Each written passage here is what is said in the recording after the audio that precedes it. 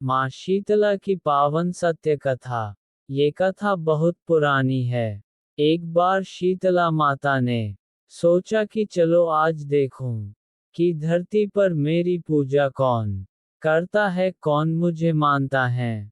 यही सोचकर शीतला माता धरती पर राजस्थान के डुंगरी गांव में आए और देखा कि इस गांव में मेरा मंदिर भी नहीं है, ना मेरी पूजा है।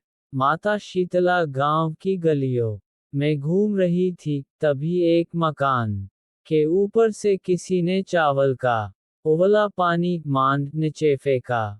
वह उबलता पानी शीतला माता के ऊपर गिरा, जिससे शीतला माता के शरीर में छाले फफोले पड़ गए। शीतला माता के पूरे शरीर में जलन होने लगी। शीतला माता गांव में इधर उधर भाग भाग के चिल्लाने लगी, अरे मैं जल गई, मेरा शरीर तप रहा है, जल रहा है, कोई मेरी मदद करो। लेकिन उस गांव में किसी ने शीतला माता की मदद नहीं की। तभी अपने घर के बाहर एक कुम्हारन महिला बैठी थी।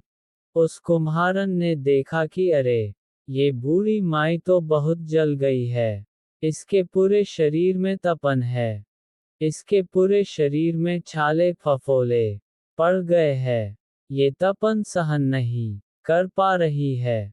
तब उस कुम्हारन ने कहा है, माँ तू यहाँ आकर बैठ जा, मैं तेरे शरीर के ऊपर ठंडा पानी डालती हूँ। कुम्हारन ने उस बूढ़ी माई पर खूब ठंडा पानी डाला और बोली, है माँ, मेरे घर में रात की बनी हुई रावड़ी रखी है, थोड़ा दही भी है। शीतला माता ने ठंडी ज्वार के आटे की रावड़ी और दही खाया, इससे शरीर में ठंडाई मिली। तब उस कुम्हारन ने कहा, आमा बैठ जा, तेरे सिर के बाल बिखरे हैं, ला मैं तेरी चोटी गूंथ देती हूँ। और कुम्हारन माई की चोटी गूंथने हेतु कंघी कागसी बालों में करती रही। अचानक कुम्हारन की नजर उस बूढ़ी माई के सिर के पीछे पड़ी तो कुम्हारन ने देखा कि एक आंख बालों के अंदर छुपी है। ये देखकर वह कुम्हारन डर के मारे घबराकर भागने लगी। तभी उस बूढ़ी माई ने कहा, रुक जा बेटी, तू डर मत, मैं कोई भूत प्रेत नहीं हूँ, मैं शीतला देवी हूँ। मैं तो इस धरती पर देखने आई थी कि मुझे कौन मानता है, कौन मेरी पूजा करता है। इतना कह माता चार भुजा वाली हीरे जवाहरात के आभूषण पहने, सिर पर स्वर्ण मुकुट धारण किए, अपने असली रूप में प्रकट हो गई। माता के दर्शन कर कुम्हारन सोचने लगी कि अब मैं गरीब इस माता को कहाँ बिठाऊं। तब माता बोली, है बेटी, तू किस सोच में पड़ गई। तब उस कुम्हारन ने हाथ जोड़कर आंखों में आंसू बहते हुए कहा है, माँ, मेरे घर में तो चारों तरफ दरिद्रता है, बिखरी हुई है। मैं आपको कहा बैठाऊं, मेरे घर में ना तो चौकी है, ना बैठने का आसन। तब शीतला माता प्रसन्न होकर उस कुम्हारन के घर पर खड़े हुए गधे पर बैठ कर एक हाथ में झाड़ू, दूसरे हाथ में डलिया लेकर उस कुम्हारन के घर की दरिद्रता को झाड़कर डलिया में भरकर फेंक दिया।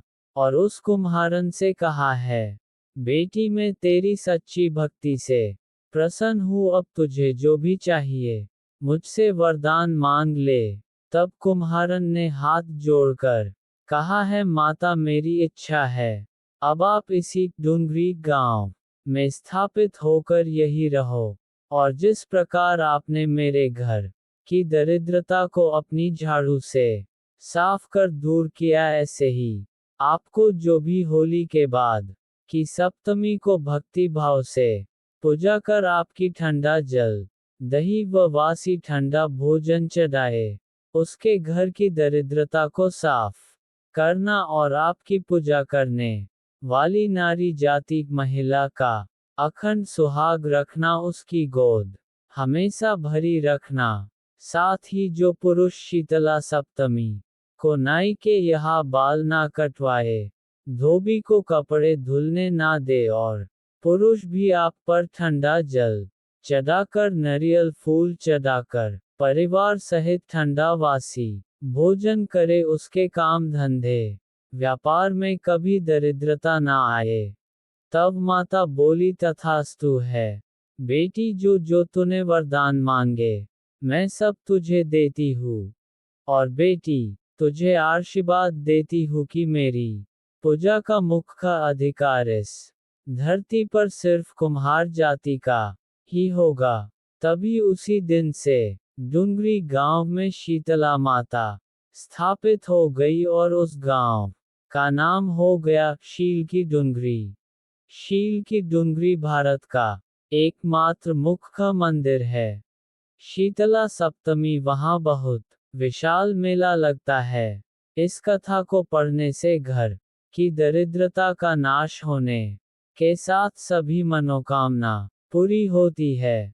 जय मां शीतला, माता शीतला सबका कल्याण करे।